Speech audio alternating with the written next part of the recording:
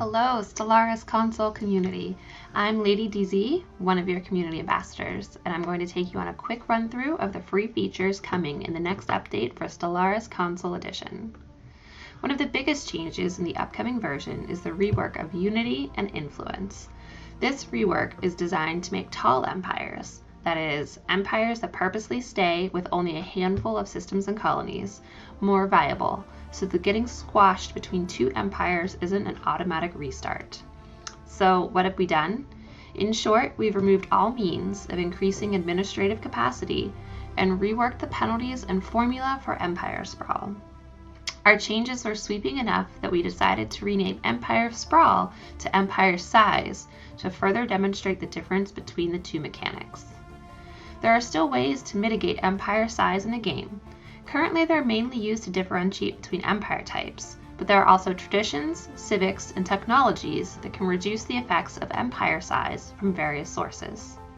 We've also found that simply replacing the administrative buildings you used to build to increase your administrative capacity with researcher buildings results in more or less the same progress research-wise. Unity is now primarily generated by administrative buildings, factions, and monuments, and is used mainly to control the internal machinations of your empire. Influence, on the other hand, is now used for external diplomatic actions and to pay for habitation and travel-related megastructures. Since factions are no longer producing influence, a small amount of influence is now generated by your fleet based on power projection, a comparison of your fleet size and empire size. Tied to unlocking Ascension perks, planetary ascensions are a way of improving your core worlds by expending unity. In normal empires, they represent the active will of the people supporting your government and giving a little extra to do things the way they've always been done. In machine and hive empires, it's more the well-oiled machinery of the world gaining efficiency or drone instincts becoming better honed with endless practice. In either case, an ascended planet does whichever it focuses on better. Once you've unlocked 3 Ascension perks, you can ascend each of your planets to Ascension Tier 1. This increases all of the effects of the planet's designation by 25%, whether it be technician output from a generator world or trade value on a commercial ring world. Each additional Ascension perk you unlock increases the maximum Ascension tier by 1, with an extra 4 tiers unlocked once you unlock all of the perk slots. This lets you ascend planets up to 10 times for a maximum bonus of 250% of the base planetary designation effects.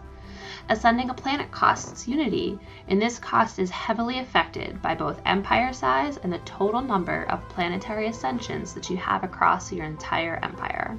One of the biggest changes in this update that you'll notice is the new situation system. Situations will progress in stages, and in some cases, each stage will have different or escalating effects. Some situation progressions are linear, while others will progress depending on the choices you make in events and in your approach to the current situation.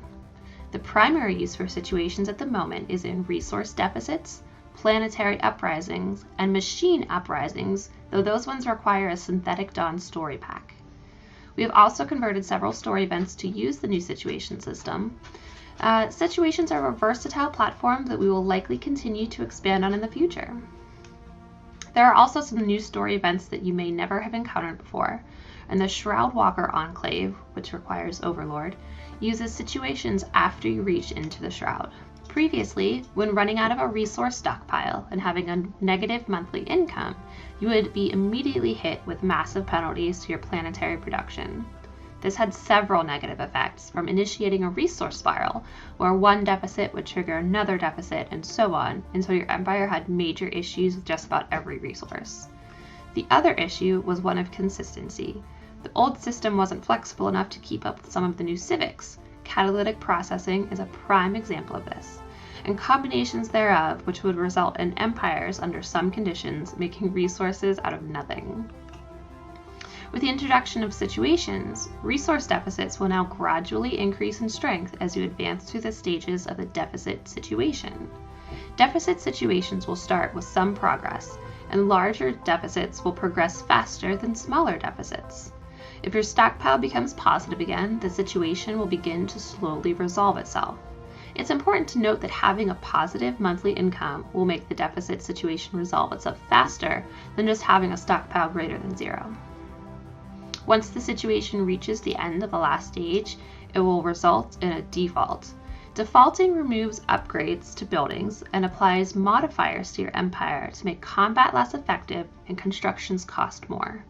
On the flip side, downgrading your buildings will result in a lump sum payment of the resource you previously had deficit in, giving you the opportunity to recover your economy and potentially play on.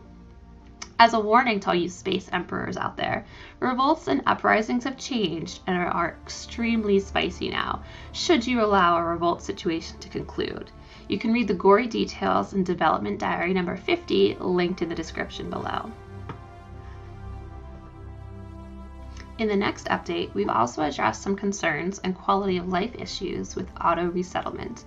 Ideal worlds, such as ring worlds, Gaia worlds, hive worlds, and machine worlds, now have a higher score when POPs are deciding where to automatically resettle. Capital World planet designations also have a smaller increased score, and freshly founded colonies have increased 25% from their designation. POPs will now pick which planet to auto-migrate to based on which planet has the most free jobs rather than the least. They also now take free housing into better account. One thing that was pretty immersion breaking when playing a Megacorp was the Impose ideology war. Why a Megacorp would willingly create competition was always a little confusing. In the next version, successful Impose ideology wars launched by empires with the corporate authority will result in the target or created empire having the oligarchic authority and the merchant guild civic. This is also true for status quo resolutions of established hegemony, subjugation, and the scions bring into the fold war goals with corporate aggressors. Additionally, corporate subjects can now open branch offices in subjects of their shared overlord, as long as their overlord is not also a megacorp. Owners of the Megacorp and Necroid Species Pack DLCs will also get a new civic introduced in the next update, Permanent Employment. A variation of the Reanimator civic for the corporate authority, Permanent Employment allows the construction of posthumous employment centers, as well as a chance to reanimate certain biological leviathans. At the posthumous employment center, POPs working reassign their jobs generate organic POP assembly from the carcasses of indebted citizens. The resulting assembled POPs have the zombie trait. The zombie trait gives a 25% reduction in resources from jobs, but reduces POP upkeep by 100%. Zombies cannot produce leaders, have no happiness, are infertile, and can only work worker strata jobs. They also forgo their annual review and salary increases. We are introducing a series of new emblems that will allow you to customize your empires even further. 72 new icons, 45 new backgrounds, and 50 more colors, including, wait for it, white. We've also expanded our in-game localizations to include Korean and Japanese for the first time outside of Japan. We hope you enjoy playing Stellaris Console Edition in your native languages. We've also added a series of new human phenotypes, new outfits for rulers, governors, admirals, scientists, and generals. Additionally, we have added new human animations, hairstyles, beards, and eye colors, allowing you to further customize your human leaders. Wondering when you'll finally get your hands on Overlord and the latest updates for Stellaris Console Edition? Keep your eyes on our social media channels for news coming soon.